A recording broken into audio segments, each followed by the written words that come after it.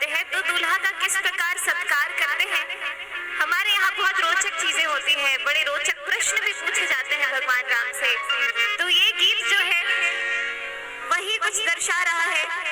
अलग अलग अंतरों में अलग अलग सवाल पूछते हैं मिथिला के लोग भगवान राम से, तो वो क्या